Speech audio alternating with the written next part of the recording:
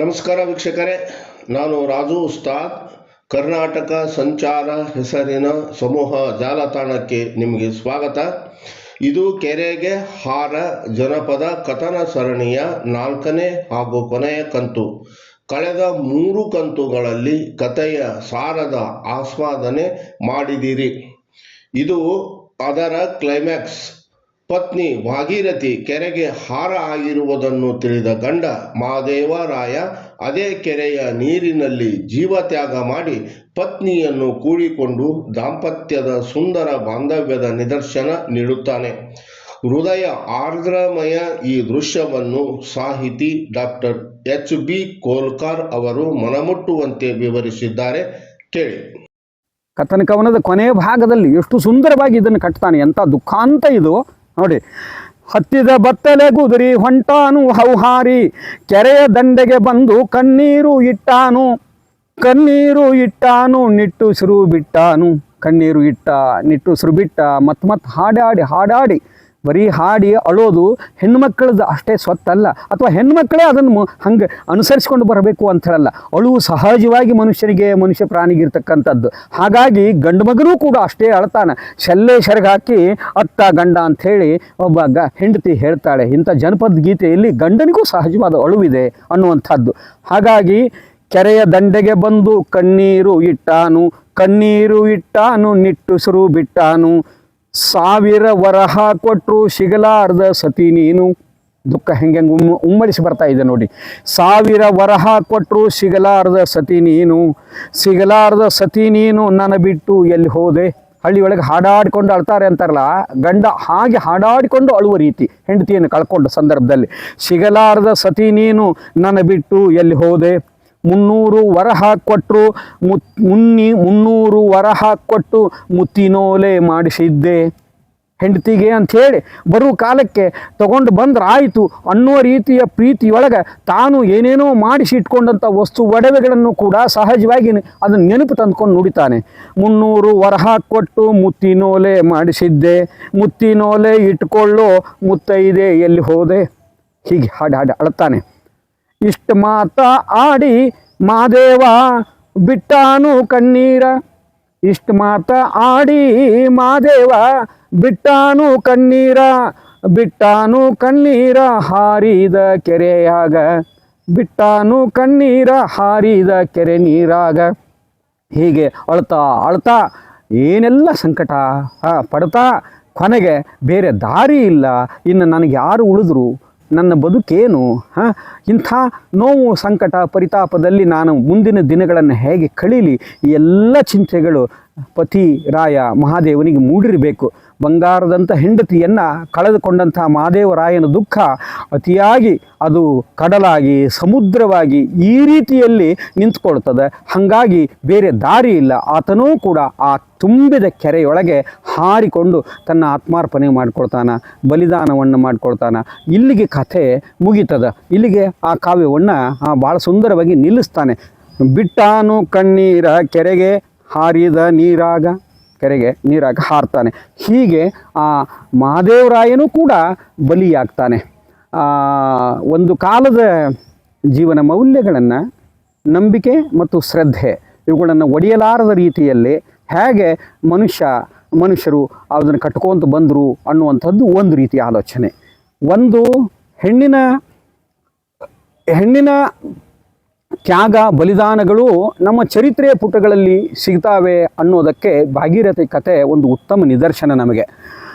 ಊರಿನ ಒಳಿತಿಗೆ ಆ ಭಾಗೀರಥಿಯ ಕುಟುಂಬದವರು ಒಂದು ರೀತಿಯ ಮನೋಧರ್ಮ ತಳೆದ್ರೆ, ಅಂದರೆ ಕೆಟ್ಟದ್ದನ್ನು ಮಾಡಲಾರದ ರೀತಿಯ ಮನೋಧರ್ಮ ತಳೆದ್ರೆ, ಅವಳ ಮನೆ ತುಂಬಿದಂಥ ಸೊಸೆಯಂದರೂ ಕೂಡ ಅಂಥದೇ ಭಾವದಲ್ಲಿ ಬೆಳೀಬೇಕು ಅನ್ನುವಂಥ ರೀತಿಯ ಒಂದು ಆಲೋಚನೆಯನ್ನು ಇಟ್ಕೊಂಡು ಆ ಸಂಸ್ಕೃತಿಯನ್ನು ಮುಂದುವರಿಸ್ಕೊಂಡು ಹೋಗುವಂಥ ಒಂದು ಜವಾಬ್ದಾರಿಯನ್ನು ಒಂದು ಧರ್ಮ ಪರಂಪರೆಯಾಗಿ, ಕುಟುಂಬ ಪರಂಪರೆಯಾಗಿ, ಮನೆತನದ ಪರಂಪರೆಯಾಗಿ ಉಳಿಸ್ಕೊಂಡು ಬರುವಂಥ ಮನಸ್ಸುಗಳು ಮತ್ತು ಅಂಥ ಜೀವಗಳು ಈ ಭಾಗೀರಥಿ ಅಂಥ ಏನೋ ಚಿತ್ರಣದಲ್ಲಿ ನಮಗೆ ಕಾಣ್ತವೆ.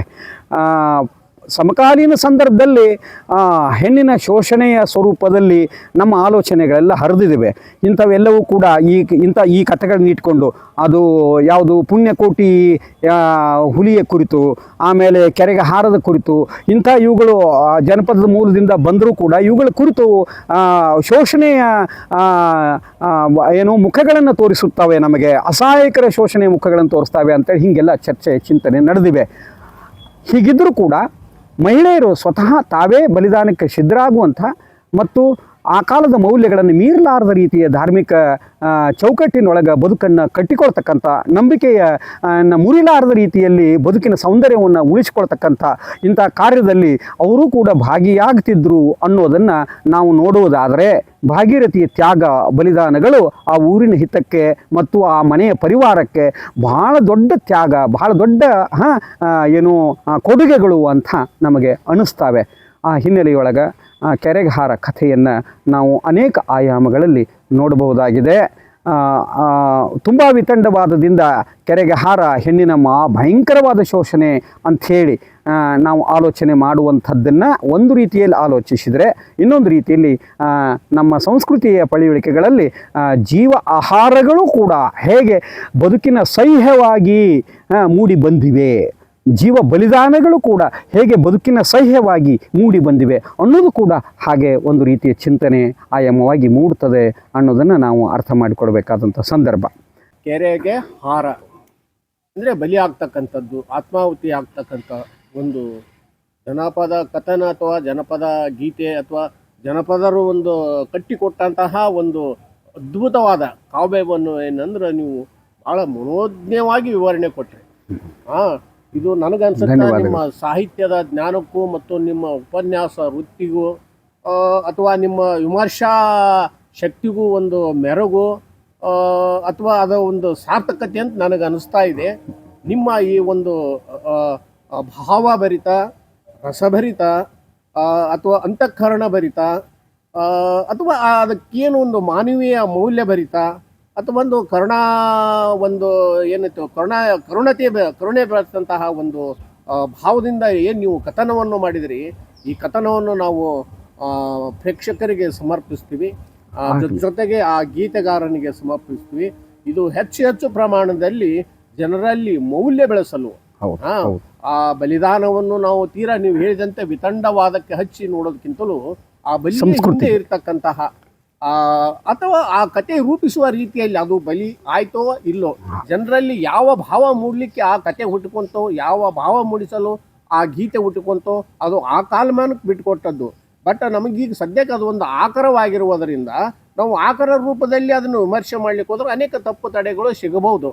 ಅದಕ್ಕಿಂತಲೂ ಏನಪ್ಪ ಅಂದ್ರೆ ಅಲ್ಲಿ ಮೂಲ ಜನೋದ್ಧಾರ, ಊರಿನ ಉದ್ಧಾರ, ಎಲ್ಲೂ ತನಗ ಬಲಿ ಬರ್ತಂದ್ರು ತನ್ನ ಹಿರಿಯರಿಗೆ ಎಲ್ಲಿಯೂ ಒಂದು ಆಡ್ಲಿಲ್ಲ ಆಕಿ. ಹೌದು, ಮನೆಗೆ ತನ್ನ ಬಾಲ್ಯದ ಜೊತೆಗೆ ಬೆಳೆದಂತ ಗೆಳತಿ ಹತ್ರ ಮಾತ್ರ ಏನಪ್ಪ ಅಂದ್ರು ತನ್ನ ಪರಿಸ್ಥಿತಿಯನ್ನು ಬಿಚ್ಕೊಂಡ್ಲೋ ವಿನಃ ಅತ್ತಿಗಾಗಲಿ ಮನೆಯಲ್ಲಿ ಅಪ್ಪ ಅಮ್ಮಗಾಗಲಿ ಯಾರಿಗೂ ದುಮ್ಮಾನವನ್ನು ಆಕೆ ಕೊಡಲಿಲ್ಲ. ತಾನು ಸ್ವತಃ ತನ್ನ ಸಮರ್ಪಣೆಗೆ ಸಿದ್ಧವಾದ ವಿನಃ ತನ್ನ ಅಪ್ಪನ ಹತ್ರ ಹೇಳ್ಕೇಟ ಗಲಾಟೆ ಮಾಡ್ಕೊಳ್ಳಿಲ್ಲ, ಅವ್ವನ ಹತ್ರ ಹೇಳ್ಕೇಟ ರಂಪಾಟ್ ಮಾಡಲಿಲ್ಲ, ಅತ್ತೆ ಮಾವನ ವಿರುದ್ಧ ನಿಂತ್ಕೊಂಡ್ಕೇಟ ಅಂತ ಇದ್ರ ಮಾಡಲಿಲ್ಲ, ಅಥವಾ ಓಡಿ ಗಂಡನ್ನ ಇದ್ರ ಮಾಡ್ಕೊಂಡು ಮಾಡಲಿಲ್ಲ. ಇಲ್ಲೇ ನಾವು ತೀರಾ ವಿಮರ್ಶೆಗೆ ನಿಂತ ಬಂದ್ರೆ ಅದು ಕಥೆಯ ಸೌಂದರ್ಯ ಸ್ವಾದಕ್ಕೆ ಧಕ್ಕೆ ಆಗ್ತದೆ. ಜನರ ಆ ಜನಪದರ ಒಂದು ಮೂಲ ಆಶಯ ಏನಿತ್ತು ಅದನ್ನು ನೀವು ಬಹಳ ಮನೋಜ್ಞವಾಗಿ ಈ ಸುಂದರವಾದ ಪರಿಸರದಲ್ಲಿ ವಿವರಣೆ ಕೊಟ್ಟಿದ್ದೀರಿ. ಬಹಳ ನಿಮ್ಮ ಕತೆಗೆ ಪೂರಕವಾದಂಥ ಈ ಪರಿಸರ ಏನಿದೆಯಲ್ಲ, ನನಗೂ ಸಹ ಏನಪ್ಪ ಅಂದ್ರೆ ಈ ಕಥೆಯಷ್ಟೇ ಬಹಳ ಹಿಡಿಸ್ತು.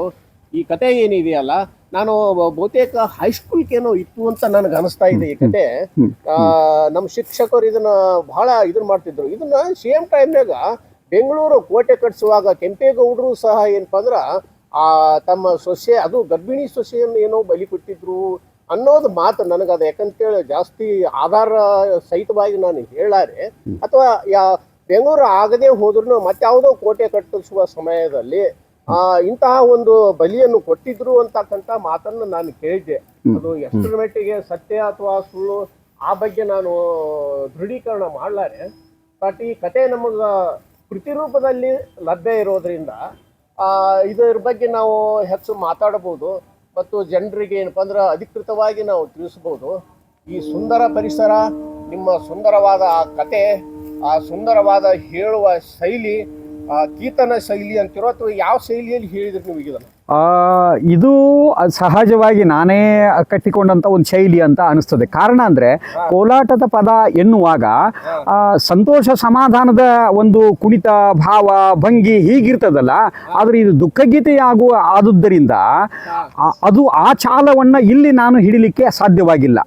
ಹಾಗಾಗಿ ಇದು ಸಹಜವಾಗಿ ನಾನೇ ಮೂಡಿಸಿಕೊಂಡಂಥ ಒಂದು ಶೈಲಿ ಅಂತ ನನಗೆ ಅನ್ನಿಸಿದೆ. ಅಲ್ಲಲ್ಲ, ಸಹಜವಾಗಿ ಉಪನ್ಯಾಸಕರು, ಪ್ರೊಫೆಸರ್ಸ್ಗಳು ಅಥವಾ ನೀವೇನೋ ಒಂದು ಪಠ್ಯ ಬೋಧನಾ ಒಂದು ವ್ಯವಸ್ಥೆಯಲ್ಲಿ ಇರ್ತೀರಿ, ಸಾಧ್ಯದಷ್ಟು ನೀವು ಅದನ್ನ ಗ್ರಾಂಥಿಕವಾಗಿ ಹೇಳೋದೇ ಜಾಸ್ತಿ. ಹೌದೌದು.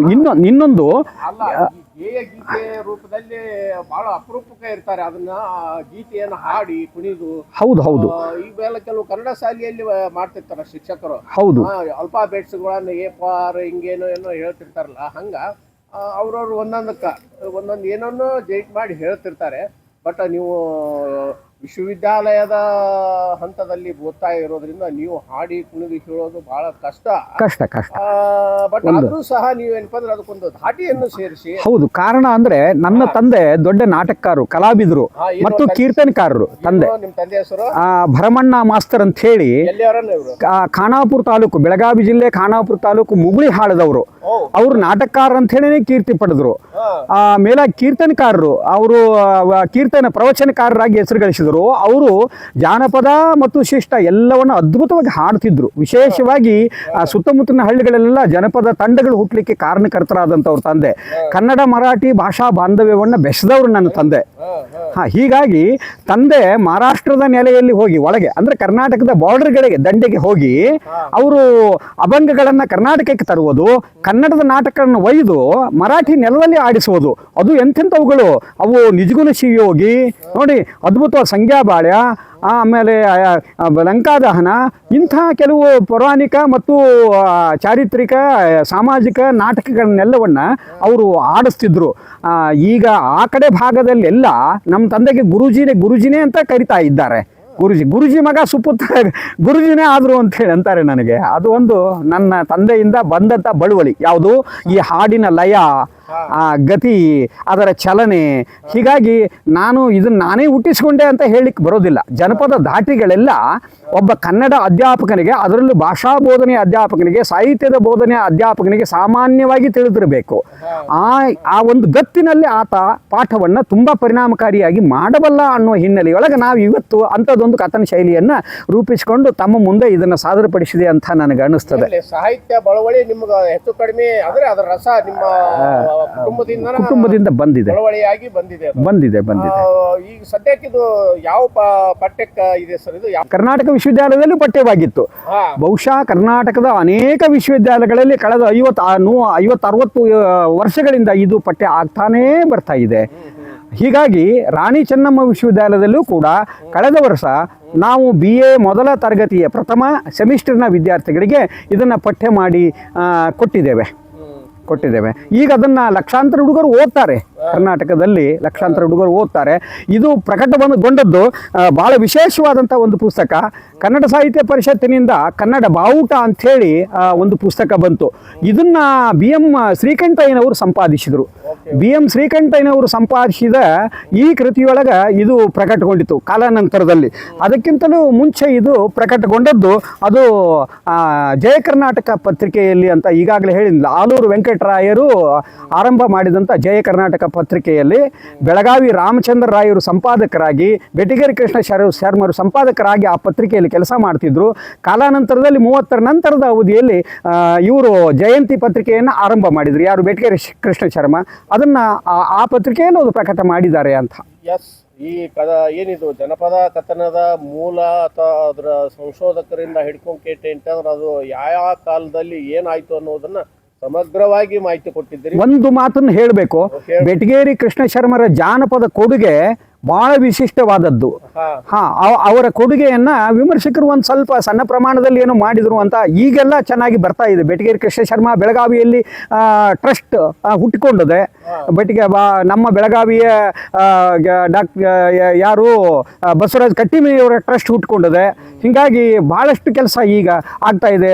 ಮೊದಲ ಅಧ್ಯಕ್ಷರಾಗಿ ರಾಘವೇಂದ್ರ ಪಾಟೀಲ್ ರವರು ಬೆಟಗೇರಿ ಕೃಷ್ಣ ಶರ್ಮರ ಇಡೀ ಸಾಹಿತ್ಯವನ್ನು ಸಮಗ್ರ ಸ್ವರೂಪದಲ್ಲಿ 2 ವ್ಯಾಲ್ಯೂಮ್ಗಳಲ್ಲಿ ತಂದಿದ್ದಾರೆ. ಒಂದು ಕಾವ್ಯ ಸ್ವರೂಪ, ಇನ್ನೊಂದು ಕಥಾ ಸ್ವರೂಪ ಅಂತೇಳಿ, ಮತ್ತು ಬೇರೆ ಬೇರೆ ಕೃತಿಗಳು ಕೂಡ ಮೂಡಿ ಬಂದಿವೆ. ಹೀಗಾಗಿ ಇವತ್ತಿನ ಸಂದರ್ಭದಲ್ಲಿ ಬೆಟಗೇರಿ ಕೃಷ್ಣ ಶರ್ಮರಿಗೆ ಅವರ ಕೊಡುಗೆಗೆ ಸಂಬಂಧಿಸಿದಂಥ ಒಂದು ಕೆಲಸವನ್ನು ಓದುಗರು ಮತ್ತು ಸಹೃದಯ ವಿಮರ್ಶಕರು ಮಾಡಿದ್ದಾರೆ ಅನ್ನೋದಕ್ಕೆ ನಮಗೆಲ್ಲರಿಗೂ ಹೆಮ್ಮೆ.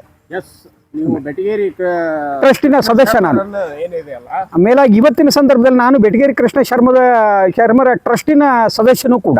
ಓಕೆ ಇಲ್ಲ ಅವರ ಸಾಹಿತ್ಯ ಪ್ರಚಾರ ಪ್ರಸಾರದಲ್ಲಿ ಈಗೇನು ನೀವು ಏನು ಕಥನವನ್ನು ವಿವರಣೆ ಕೊಟ್ರಿ ಅದು ಬಹಳ ಅನುಕೂಲ ಆದೀತು.